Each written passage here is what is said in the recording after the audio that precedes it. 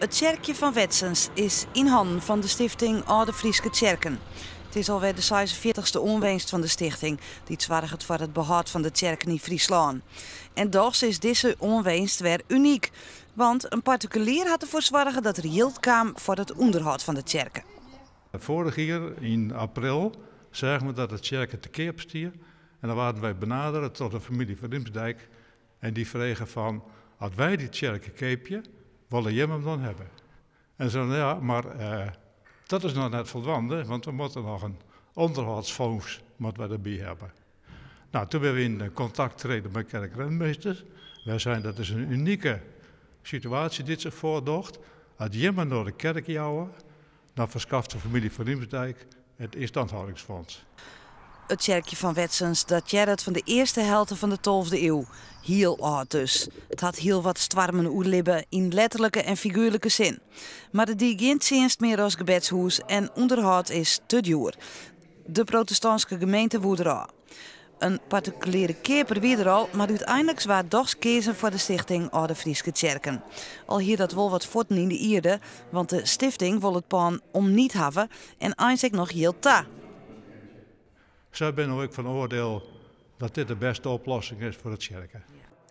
De particulier die er yield in stekt is Willem van Riemsdijk. Hij had wat mooi Wetsens. De reden was dat wij hier in de jaren 70 eigenlijk veel kwamen. In de buurt van Dokkum hebben mijn ouders gewoond, op de Sibranderwei. En wij hebben daar in de moestuin gewerkt en dergelijke. We hebben in die tijd deze regio eigenlijk zeer leren waarderen. Prachtige ruimtelijke open landschappen met prachtige oude kerken en kerkjes. Mijn beide ouders liggen hier begraven. We liepen vroeger van de Sibranderwei wel over de oude spoordijk hier naar Wetsens. Nou ja, dat zijn eigenlijk redenen.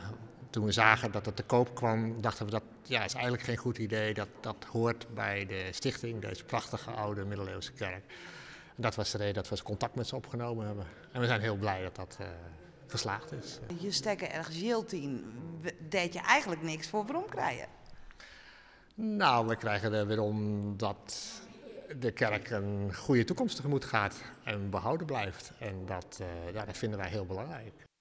En ook in het kerkje dus weer vooruit. Net meer als kerkensativier, maar als meerskipcentrum voor speciale gelegenheden. We nemen straks een plaatselijke commissie en die organiseert activiteiten. En dat kan de trouwerijen wezen, dat kan nog kerkentjenesten wezen. Wat ik hoop, dan bloedt het broekt weer door de gemeente.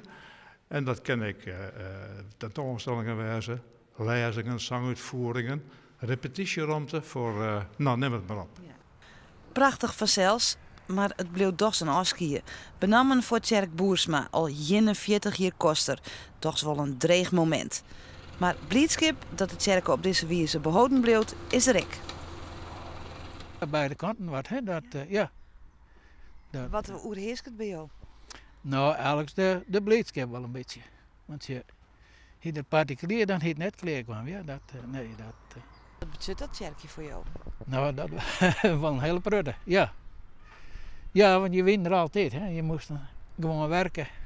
En dan dit er nog bij, hè. Ja. Ja, als je mijn vrouw, die het ook altijd bij, hè.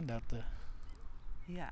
Ja, Dus dit kerkje betekent gewoon een heel soort voor jou? Wel een hele prudde, jawel. Dat kan net missen. Maar het is nog sardine en ben met blij dat het zo gebeurd is.